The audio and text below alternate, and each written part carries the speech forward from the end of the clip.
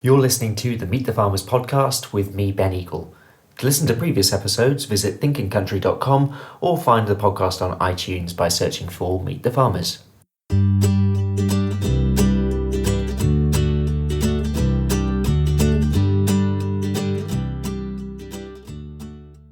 Hello and welcome to episode 41 of Meet the Farmers.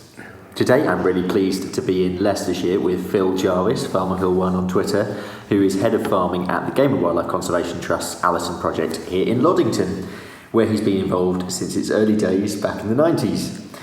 He's also Vice Chair at the NFU's Combinable Crops Board, is a member of the NFU's Environment Forum, and he holds an MSc in Sustainable Agricultural Management from Harper Adams. The Allerton Project farm itself consists of 333 hectares of Dintworth and Hanslope clay, growing winter wheat, winter oilseed rape, winter spring oats and winter spring beans. The farm has 20 hectares of woodland and a number of other conservation measures, and Allerton is all about marrying farming alongside conservation. Thank you very much for having me. Not a problem, Ben. No, it's been a while since I've been up here, and you've just got back from cereals. Yes, the times it's been flaming June and hot 80 degrees temperatures. It wasn't too cold this year, but by heck was it wet. I had over 4 inches of rain, so 110 or 15 mils of rain the day before cereals is never going to make free. So it was Wellington boots the whole time. But I was quite surprised how many people actually turned up, because I presume there was nothing else to do on the farm. So attendance probably will be down, but not as much as I thought. Tell me about the session that you did. So there was a couple of things that obviously with my cereal board hat on, I spent a lot of time on the NFU stand, and that's quite a good a meeting point for a lot of people. So quite a few meetings there and quite a bit of discussion with some of the issues in the cereal. There was also the launch of Your Harvest, making sure that we keep cereal and arable farming on the front page with the deliberations with our trade agreements and some of our members of parliament. But no, I did a couple of things. I was helping out with Hutchinson's. They had a cereals challenge for the Agricultural College. I judged the environmental award, and there was 5, and I went along and presented some stuff there, and some great stuff from Newcastle University, who won the environment award, and the college and the university I used to go to, Harper, won the overall one. So that was some of my plans on day one. Had a little bit look around some machinery as well. 1 or 2 little issues we've got with machineries that need some modifications. And on day 2, we do a lot of work with Syngenta. We've got a trial. We'll perhaps have a look at that later. And I was presenting its sustainability practices. So it's really a part of conservation agriculture, so wide rotation, reduced cultivation, soil cover, and I'm really interested in the next stage as well, which is perhaps more in grass into there. So I was doing a presentation on our year 1 results from that, which have, there's some interesting stuff there. Not funny enough, but plough came out the best as regards the gross margin. But when we looked at the figures of the secret to all these systems is that if you're going to reduce your tillage, you've got to reduce your machinery, and I think then it's all about net margin. So I'm not a yield chaser. I'm basically a profitability and net margin chaser, because I think sometimes you can get carried away with putting a lot of inputs into a system, and you leave your system quite vulnerable. And as you can see now, with a lot of rain about, or last year a lot of dry weather, sometimes you've got to make sure that you're not making it too risky. For non-farming listeners out there, why do people go along to cereals? Well, I think the first thing is, actually, farming can be quite an insular business. Often you may well only see 3 or 4 people a week on your farm. And I think, when you've got, there's probably 10 or 15,000 farmers over the 2 days that are going there, it's a good place to catch up, farmer to farmer learning, or there's a lot of people there, so you can get a lot done in a few days. Meet a lot of people, exchange a few ideas, and there is a plethora of information out there. You can get what you like out there, whether it be from tractors to sprayers to land agents to a whole host of people. The machinery dealers are really big out there, so it's like a massive opportunity to look at the whole cross-sector of arable farming, really.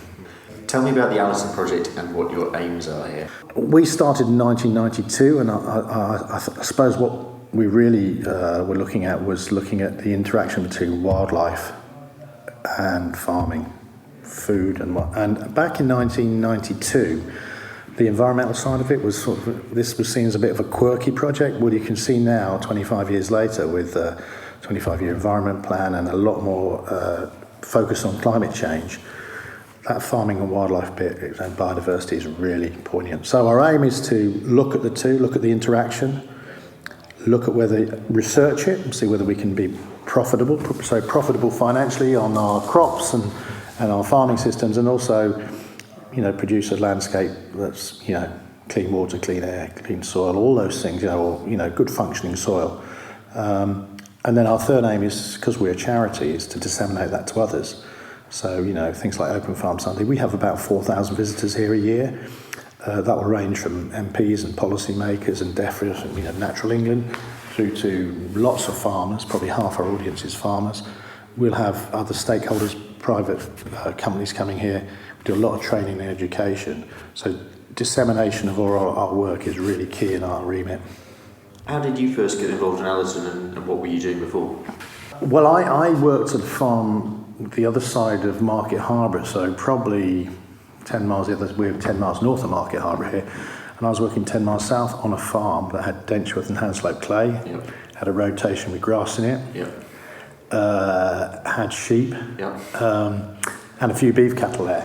And so I saw the job in Farmers Weekly actually and applied for it there, and I'd been abroad. I'd done some work in Zimbabwe on a maize and tobacco farm for a little while, and that was pretty interesting, being abroad there for about 7 or 8 months. But the job the other side of Market Harbour really stood me in good stead for applying for here, because we have exactly the same soil types, that rotation, and sheep as well. And before then, did you want to get into farming? Is it in your blood? No, not in my blood at all. In fact, my father, God bless him, he's passed away now, but he was in the Royal Air Force.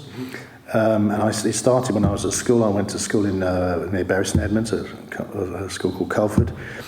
And one of the guys in the room opposite me was farmer's son from Norfolk. And so, age 13 or 14, I went out to milking cows on the fen, actually, which is rare. But I got bitten by the bug. And from then on, I used to spend summer holidays, weekends, just going farming. Went to Harper Adams at Agricultural College. Ended up doing a lot of work down in Sussex on a mixed farm and contractors. Moved up to Northampton, and then 25 years ago applied for the job at the Allerton Project. We mentioned your soils are Denchworth and Hanslope clay. How does that shape what you can grow on the farm? Yeah, so I think we'd probably be anywhere from 40 to 50% clay content. We might have some pockets that are a bit lower than that. So traditionally this land 60 or 70 years ago would have been grass with a little bit of fodder or forage or oats or something for horses right back in the day. Yeah. Poorly drained. So the first thing we did when we came here was drain a lot of the land, but it still makes it predominantly winter cropping land. So that's why our crops are winter crops. Blackgrass has forced us down a little bit of a spring cropping route for a little while, but we have started to introduce more grass. It does grow good grass on this soil. And how has your cultivation practice changed since those early days to today? Well, I would think, like many farms in the early 90s, the cultivation strategy tended to be based around a plough, so plough, big set of discs. I can remember ploughing for 3 or 4 days and then thinking, it's drying out, let's turn around and put the disc down and knock the top off this before it gets too dry. And then power harrowing, and then a Suffolk coulter drill or a combination drill was the mainstay, and a lot of the farmers around me and where I've been around the country would have been in that system. From about 2000 we started to move into more, still with big discs and tines, but machinery like the Simba Solo and latterly the Sumo Trio, where we are trying to keep weathered soil on the top and do less cultivations. So we might just do one pass and then possibly a press and then drill with maybe a tine or a disc drill. And then latterly, sort of in the last 5 years, we did go towards quite a lot of direct drilling, but I always think you have to walk into a field and go, what do I need on this day with this machine? And so we haven't got a rigid cultivation regime that just said we're going towards direct drilling and that's the end of it. So we've gone to, we're probably what I call light till. We use a low disturbance subsoil, and when people say, well, that's not light till, is it? Well, our low disturbance subsoiler goes into about 8 inches. It's only because the machine's called a low disturbance subsoiler. But that's where our problem is, in about the top 8 inches, so what's that, about 200 mil? And after the subsoil has been through, you wouldn't actually, it still looks like a stubble. After the drill's been through, it still looks like a stubble. So we're trying to help. I mean, there's that hashtag on Twitter called Roots Not Iron. We're roots with a little bit of iron. Yeah. So you're, I suppose, strictly speaking, a research farm in some ways, but yeah, does research govern everything that you do, or are there other factors that shape it? I suppose if you look at certainly in the first 10 or 15 years of the project here, the farm was predominantly most of the income. So if you're going to have a research farm, what we wanted to show was, obviously we have to allow for the inconveniences and double operations and trials work, but as near as possible, we're trying to make sure that we can speak to other farmers and talk to other farmers about our good experiences and bad experiences. So I wouldn't call ourselves like an experimental husbandry farm going that far, but I would say that we're a practical demonstration farm. So we're looking to make sure that we can show cultivation systems and their progression. However, latterly, like a lot of people have diversified, I think training and education and research have become much more predominant. And so farming, we're probably a third of our income from farming, but some of our other diversifications will be around research and education. And of course, there's other staff involved in that, other projects in there. So yeah, that would be where our income streams come from. You've got quite a broad range of research projects going on, and that's going right the way through from wildlife on the farm and game as well, through to soil and water. Take me through some of those trials. So when we first started, we were looking at agri-environment schemes, so things like triticale, quinoa and kale, which became quite a staple of a lot of agri-environment schemes of early entry-level and high-level schemes. They sort of got developed here. Because, of course, that's stretching back to the original countryside station, isn't it? Yeah, so, and that came from an experiment that was done by one of my former colleagues, Dr. Nigel Boatman, who went on to Ferrer, and he just basically put some 20 by 20 squares. Of course, I had to drill them. And we then observed what birds used them. So, we'd put, maybe 8 or 9, 10 crops down, and we'd mark which ones, and kale, triticale, and then towards the end of the season, kale and quinoa were used quite early, but towards the end of the season, then we started to see birds coming in on some of the grain crop, so that's how that came about. Then when we looked on, we were always trying to horizon scan a bit, so water framework directives started coming and water became, so we were looking at lots of things to do with tramline work, how does soil get into water courses, can you do things with low ground pressure tyres, can beetle banks and some of the sort of environmental habitats help you out in looking after soil and water. And then more latterly, we've probably moved into the region of the sustainability of agriculture, so this is where conservation agriculture comes in. And I'm really keen as well, and perhaps we'll get a chance when we go round to look at regenerative agriculture and how we might farm in the next 25 years and how it might fit in with some of the government's aspirations. And within those latter projects, so we'll be doing we're doing a project with Syngenta on cultivations, light till, no till and plough system. We're doing work with AHDB on direct drill versus plough. We're doing work with soil care, which is on mycorrhizal additions to the soil through the rotation. We've been in the Sustainable Intensification Platform, which really is how the government dealt with John Bennington's report about sustainable intensification. So we were looking at saying how can we, the cultivations, we did some work with grassland and cover crops in that. So there's a whole host of things that there's a lot of them around the soil. And I suppose really looking forward into the future, the regenerative agriculture, and also this building we're in is a sustainable building. It's got straw bales insulated. That's one of the windows that have big recesses. Sheep's wool in the roof. Underfloor heating that's done by wood chip, rainwater harvesting, and that really, in a snapshot, is what is going out on the farm as well. We're trying to make sure that we're making good use of those resources are out on the farm. Before we go outside, we're going to do the 1 minute soapbox. So this gives guests an opportunity to speak for 1 minute on a subject of their choice, and this could be anything at all.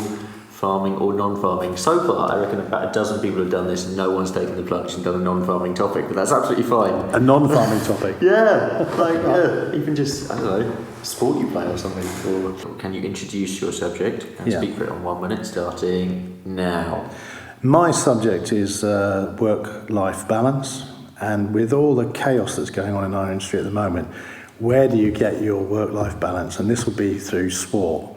I'm a mad keen rugby player when I started, but over 40 years ago I started watching Lincoln City play football, and we sometimes get so insular in our farming businesses that sport brings such joy when it goes well for your team. So, on some social media and people going, I wouldn't like to watch Lincoln City play football, they just hoof the ball up. Well, let me tell you out there in podcast world, if you win the National League, you win the Checker Trade Trophy, you win the League Two title, believe me, there are some great moments in there, some great friendships. So I think it's great. Football, work-life balance, top of the trumps. Come on, you imps. That's brilliant. It is so important as well. I find there are some farmers out there who are better at it than others. In some ways, it is very, very difficult to get off that treadmill. But if you have something else, it doesn't necessarily matter what it is that you can then just shut off for a bit. It is interesting in the 25-year environment plan, where something which you wouldn't necessarily associate with our environment, so health, well-being, engagement with natural heritage and beauty, is something which actually there's a lot of opportunity for farmers in there. And I would say with all the environmental stuff we might see and have a look around later, we tend to think about livestock production and crop production and that. We can sometimes think of these other things as other opportunities. They are another crop almost. And if support and investment in the future is going to come down that, we've got to make sure that we allow ourselves that ability to grasp those opportunities.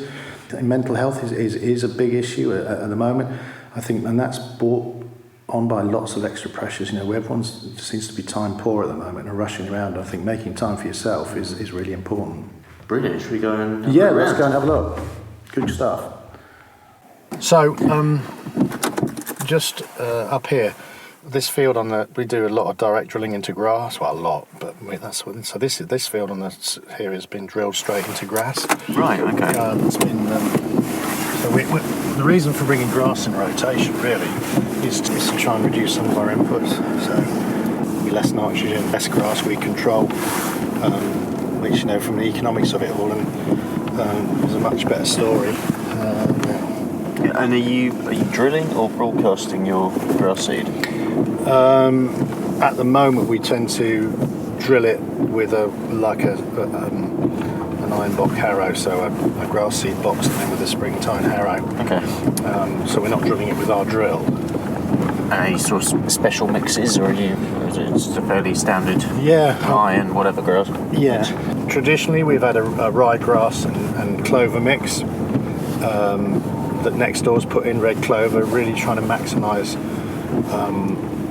productive pasture land, but quite interested in putting herbal lays in, so I'll show you a bit further when we come down and we'll highlight some of the herbal nut. Is there a thing on it? It's a very important padlock for security. Very important, very good security as well. Really grass, and so some of the things that we've done here is like fencing off the brook that runs through there, and it's amazing what grows after you fence sheep out. So some of the trees actually grow then. We've got some reeds, and we've even got some water lilies growing that come out. I don't know where they've come from. There's some yellow flowers just there. Usually sheep would have seen them off. And as you go up the brook here, you'll see there's what they call a leaky dam. So it's a wooden structure, probably 20 yards wide, and it's got lots of logs piled up. And the idea is in times of heavy rain, like we've just had, although I would think we probably need a bit more water before it starts there because the ground was very dry, so a lot of it's soaked up. That water's held up. There's about 40 of these around, not just on the farm here, but in this catchment between. And the idea is that this might be the sort of thing that's public money for public goods. Yep. This is trying to hold water back for another 2 or 3 hours, let it come through slowly so it doesn't end up, causing lots of problems downstream. Then if you go up into the catchment beyond, you'll see the sheep, and then you'll see there's 2 grass fields there. Well, those fields have had some pretty bad blackgrass in them over the years. So we put that into sort of a 4-year mix of ryegrass and clover or herbal ley, and when I come out of that, I can reduce my nitrogen by about 50 kilos. Yep. I can reduce my blackgrass control by anywhere from 100 to 50 quid as well a hectare. And then you start adding that onto rotation, it just makes your business a bit more resilient. And it's good. That's grass cover now with heavy rain and through the year. If we or dry weather, grass is always a good. It's a very good fertility building. It's very good for holding the soil together. We're just now driving past an agroforestry, so we've got a shrub area in here which the longwalls get a chance to wander through, and the trees behind which are under a bit more grazing pressure. Is the commercial flock is in there, but we're looking at the opportunity perhaps in the next sort of 20 years, doing some research on it as well. So we're looking at how long does it stay a pasture, grazable pasture? How good is it for absorbing rainfall? What happens to the nutrient status in the ground? And how long before it actually changes it, and then it can become useful for something else. So there may well be sporting interest here, more wood in the middle of the farm. Some of the trees in there, not on this agroforestry, but a lot of people will be, nuts, apples. There's business opportunity there. I mean, how untapped do you think the agroforestry opportunity is in the UK? Because obviously in France, it's almost mainstream. Yeah, I think there's several designs. For example, I hadn't talked about the opportunity for health and well-being. The government has aspirations to plant 11 million trees in the country. Well, actually planting 11 million trees on some arable land means that, the productive capacity may well disappear. But if you're clever about it and you do them every 24 or 36 metres, and then you have maybe fruit trees in there, you're getting a bit more you're getting a bit more above the ground here. It's almost a little bit of the start of vertical farming. And I think from that point of view, that there could be more potential, and I think the Woodland Trust are really keen on this. There are grants available from the Woodland Trust. For example, they planted these trees, and we're doing some research with them here. So for us, it was there was a lot of win-wins. And then beyond the hedge line? So beyond the hedge line, we've got a crop of winter beans. They're tundra, I think, and through the middle of it is a beetle bank. So you'll just see a beetle bank wandering down there. Yeah, legumes are really important in our rotation, although sometimes the margin isn't always there.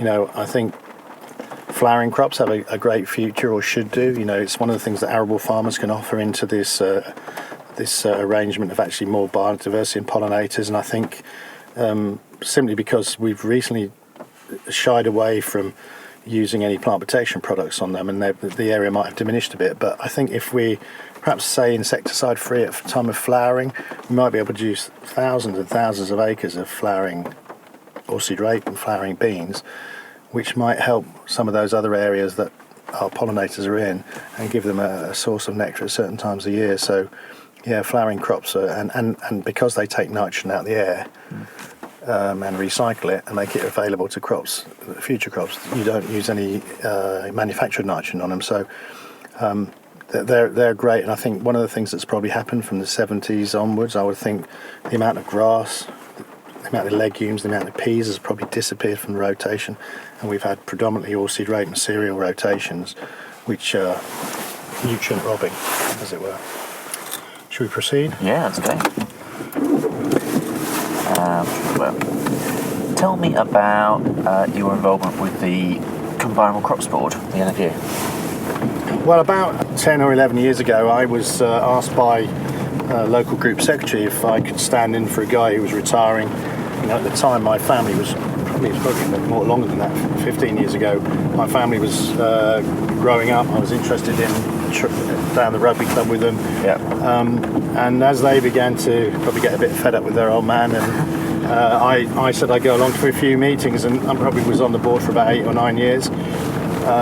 Served a bit of time as vice chairman, and then stood for, and then was elected as chairman of the board, and likewise with the Environment Forum, where I'm now the chair as well. The National Farmers Union represents a body of farmers and looks after their interests, and for me, I think we need a strong voice into government and into lots of arenas and working across the industry, and for me it's been really beneficial because you get exposed to lots of information, lots of things that, you can, that are very beneficial to your business. And you get a chance, of course, to represent members and farming interests to a wider circle. So, no, I'm very keen on all the National Farmers Union interests, and I'm really keen as well as making sure that farmers realise and looking around the farm here where their opportunities will be with the environment in the future. So we're just pulling up here into this is some of our wild bird cover, which is just coming through. It's had 3 weeks of no rain. Now it's getting, there's even puddles standing on it. Yeah. It probably needs a little bit of, we might be putting a little bit of some trace elements on there to try and get it away a little bit. But this is a mixture of phacelia and sunflowers, and it's called Birds and Seeds. It's a mix which Syngenta have developed along with Kings, I think, as well. And the idea is to produce stuff for pollinators later in the year and some bird seed over the winter. To the left of you, you've got some strips running down there, grass-free pollen and nectar, which is part of our agri-environment scheme, and that will probably be in the next 3 or 4 weeks that will start flowering. A couple of beetle banks running up through the middle of the farm, and let me just put that windscreen wiper on because here comes that rain again. And then around the rest of it is the commercial crops. And hopefully, very much like other crops, and hopefully we're going to have, and you're going to comment on the lack of blackgrass later on. So, of course, it's all in the script. Brilliant. So this first field here, if I just wind the window down here, so you'll see some canes in these. So our plots in here. This is one of our cultivation trials field, and they're in two tramline blocks. So the first two tramlines here are plough. Incidentally, they have the most blackgrass actually in this one particular field. The next one's Mintill, and then as we go down the field, in fact, I'm just going to draw forward a little bit. We'll get out of here. So you'll see down the bottom there's two white posts. Yep. In there. So those two tram lines are light till, Mintill, and then the plough plots are up here. And what we've got in those canes is we're looking at greenhouse gases. So we've got a machine that measures nitrous oxide, methane, and carbon dioxide. And then there's tea bags in the other, so green and red tea. And basically we're looking at measuring how quickly those teas decompose by bacteria and microbes and protozoa and nematodes, rather than the bigger creepy crawlies like millipedes and earthworms and spiders, so they're excluded from it. Yeah. And that's looking at the functionality of our soil. So in this project, I think what we're looking at, what are the things that might be good environmentally? So, earthworm, soil activity, straw cover and beetles and spiders that are there. Then some of the things that farmers might be more interested in is sort of, what's the compaction status of all these? What's the financial gross margin? What's the yield of these things? What's the blackgrass control like? What's the broadleaf control like? And we're putting those through 5 fields in the rotation, and looking at measuring them and looking overall which is the better system. And I think there's been a lot of work done on it, but this is going to be this is a live project which is actually going to be based on a practical demonstration. So whilst you can have peer-reviewed papers done, and they're really important, I think translating them into research the farmers can get to grips with that have practical implications are really important.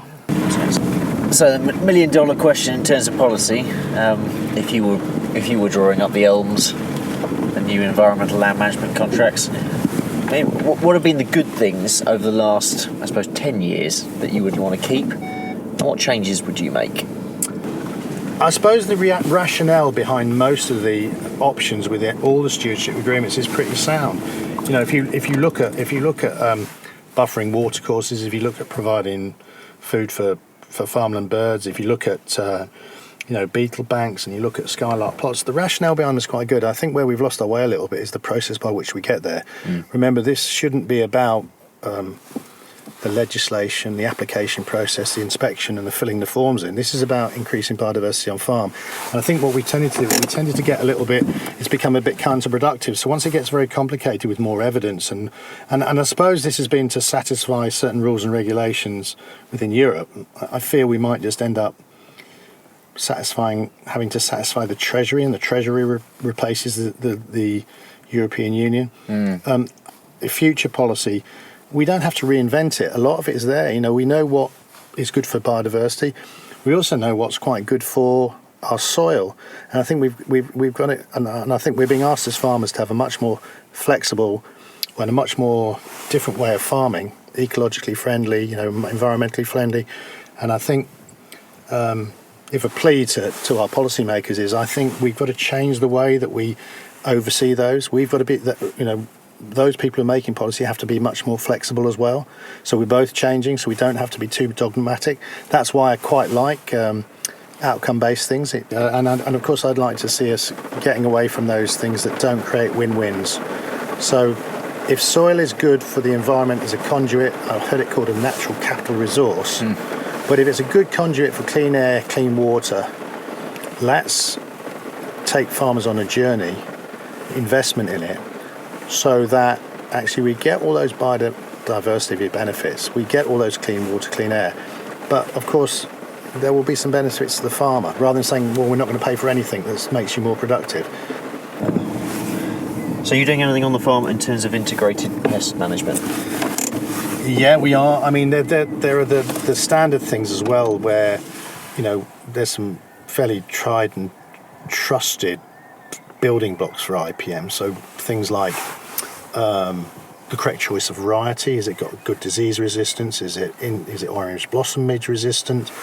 Is it how efficient is it with the nitrogen? So good standing power. So that you don't have to put too many more, you don't have to be too worried about going flat and putting more growth regulators on. There's those sorts of principles, reducing cultivations as well, stale seed beds, but encouraging the other things as well. I like encouraging crop pest predators. So these wide margins here, whilst they may well host some of our aphids and our blossom midge and our cabbage-stem flea beetle, they're a fantastic resource for carabid beetles, parasitic wasps, spiders, all of which consume some of those things. And I think we've got to be very careful we don't end up spraying off those crop pest predators. So that's, if we look at, there are a number of other things we can do as farmers, but I think, how is that going to change in the next few years? I think plant breeding as well, we have to get much more efficient use of nitrogen out of some of our wheat crops. And one of the things we're doing here is we've in about 6 or 7 places, we're growing some trap crops, so we're putting some brassicas in now, which we hope will attract all the cabbage-stem flea beetle, and then just before we plant our rape, they'll have laid their eggs in there, and before they get a chance, the adults don't want to fly now because they've done their job and laid the next generation. We destroy that, and hopefully we destroy millions and millions of those pests. We won't get rid of them all, because obviously there are some other areas where they will thrive, but it means that the likelihood of my next crop getting away with major damage is better if there's less cabbage-stem flea beetle there. And then immediately after we destroyed it and my crops got away, I'll then go in and put an autumn wild bird cover in. So it's those sorts of things which get a much more integrated approach to looking at how we can use some of those, encourage some of those natural processes to help us. And one other one is, we've got quite a lot of wildflower mixes around the farm, and they're really good for pollinators to help us with beans and oilseed rape. So really with all of this, you are talking about regenerative agriculture, which you mentioned right the way back when we were chatting with our initial talk.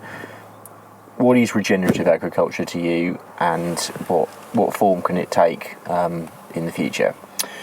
So if we go back to conservation agriculture, which was wide rotation, reduced cultivation and continuous soil cover, let's add an element of grass in there, and it can be grazed or it can be mulched and fertility built, so that if you haven't got the infrastructure and the buildings and the labour to run a system, although it does open up opportunities for others, that comes into your system on top of your conservation. So there's 4. And also I think there's also a system shift and a mindset change in the fact that we are losing plant protection products, and it would be nice to think that actually in a new system, some of that risk of actually whether it be pests or weeds or disease, some of that risk is taken out with maybe support for a system that is more regenerative. So that's really my understanding of a regenerative system, is one that uses more grass in there, much more reliance on some of those natural processes of carbon and nitrogen cycles in the rotation. Early Hill. One of my favourite spots on the farm. So this is a traditional hay meadow, right? So there's about 52 species of grass in here, from things like sorrel, red clovers, plantains. There's quite a lot of yellow rattle in here, and I think yes, there's some dandelions in here. This is as near as you get to an organic pasture. It's in countryside stewardship. There's probably about 15, 20 species of grass in here, from crested dogstail to fescues to timothy. The list is endless. We've got some of the other ones that aren't so attractive, like buttercup, and you've also got here we can see yellow rattle, which is a parasite of grass. So if you want to keep grass, this feeds off of the roots. It also can only grow again from its seed in 1 year, so it's an annual. So if you cut it too early, it disappears. But I don't think there's too many of these pastures left in Leicestershire, unless they're in agri-environment scheme. As soon as you go down the bank there, you lose the soil changes. It gets much more heavy. You've probably got a third of the species. But to me, this is a great, and we make some great hay out of here for our sheep. But you just see by the biodiversity in here, in some of our grass and our production systems. You'll see the barley here, with hardly any weeds in it at all. You've got a productive grass pasture, admittedly being flattened by the rain there. I'm just looking at my barley, and apart from a few little bits there, I can live with it. Actually. Yeah. So I'm just thinking to myself that areas like this are really quite important. If you look at what's going to be using them as well, there's not a lot flying today when it's just been hammering down with rain, but it paints a lovely picture and a lovely sort of contrast to some of. We've got a lot of wildlife corridors and trees and one thing, but we've got some productive farmland around here. But this is a complete contrast to most of what we do. So common ground between farmers and conservationists, because there is this age-old conversation that actually they're miles apart and conversations aren't happening between each other, and the fact that they're two different groups in the first place. What are your thoughts? Yeah, well, I think usually get 10% of people on one end saying it must be production and it's got to be farmer-friendly policy and production-friendly, and on the other side you'll have 10% of people who are very vociferous, and in the middle there's 80% of people who will probably agree on a lot of things. And I think it'd be much better to develop policy with, and sometimes those people aren't particularly outspoken, and government might react to those clanging cymbals on either end of the spectrum.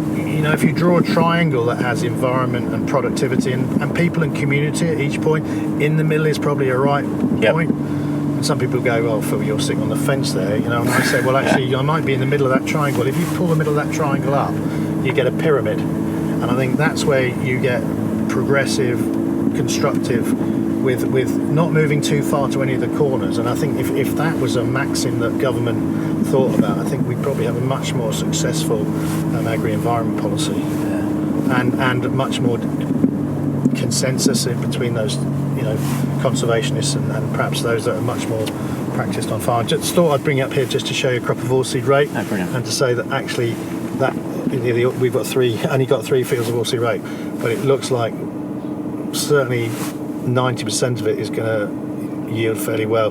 Has had some cabbage stem flea bee, but we haven't had to plough any up or cultivate or rip it out or anything like that. And I think it'd be about the best. And this field is probably on its journey of regenerative agriculture I was talking about. So it's had 3 years worth of grass, heavily grazed with ryegrass and clover, and it's had a field of wheat. It's had wheat, barley, and now oilseed rape.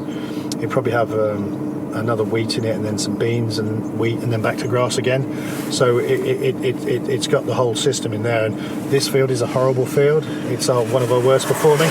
It's possibly got the best field of rape in it we've had for 20 years, really. So I'm confident that, and this is about this regenerative agriculture. There is a transition in it. It does take time, and I think if government can take farmers on that journey, that's really important. Without chopping and changing policy all the time. Yeah, I think it's quite difficult because governments come and governments go, and civil servants have different have different rules and regulations. There always seems to be a mid-term review or a new thought process. When I was at college in 1981, there was only about 15 volumes of all the journals bound together. I went back in 2011, and in that sort of 20, 30 year period, all the journals and all the knowledges that have been written, it's just mind-blowing across hundreds of publications. So there is a lot of knowledge out there, and a lot of it doesn't need to be ripped up. It's just developing a sustainable system that uses the knowledge we all have got. So rather than measuring how good your soil organic matter is, or measuring how many bugs are in there, which gets really which then means you've got to have processes, computers, and all that stuff I talked about earlier on, and it becomes counterproductive. Why not just encourage the practices that we know improve soil, improve hedges, improve whatever, and let farmers get on with it, and then have some, get the countryside survey back in and look at what's happening over every 10 years across our landscape. And if it's not working, then we'll fine tune it. Hey ho. I am a proud Essex boy, but if I were to move somewhere else, I wouldn't mind the East Midlands, I have to say. Yeah, no. It's a beautiful part of the world. Yeah, and actually, although it's funny enough, it's made things really green up, and some of the contrast with the flowers have now taken a bit of a hammering around the hedges, but it's a very picturesque, and sometimes you take it for granted as well. When you live here, and it's nice when someone else comes and has a visit who's not been here for a while and goes, well, fresh eyes. And hopefully we've had a good little chat and a good visit, and you can cut that down to whatever you need. There's plenty of content. There won't be short of material. No, thank you, Phil. It's been brilliant. That was Phil Jarvis, who is head of farming at the Allerton Project in Leicestershire. You can follow Phil on Twitter at FarmerPhil1. I want to thank Phil for giving me some of his time on the day, and also the Mercer Charitable Foundation, who have supported this episode. Next time we'll be talking chickens, and I'll be visiting Alistair Bryce, who produces around 1 million eggs every week for the Havensfield Happy Hens brand. In the meantime, you can catch all previous episodes on thinkingcountry.com, on SoundCloud, iTunes, or eatfarmnow.com. I'd really appreciate if you could leave a review on whatever platform you listen to the podcast, and I look forward to you joining me next time on Meet the Farmers.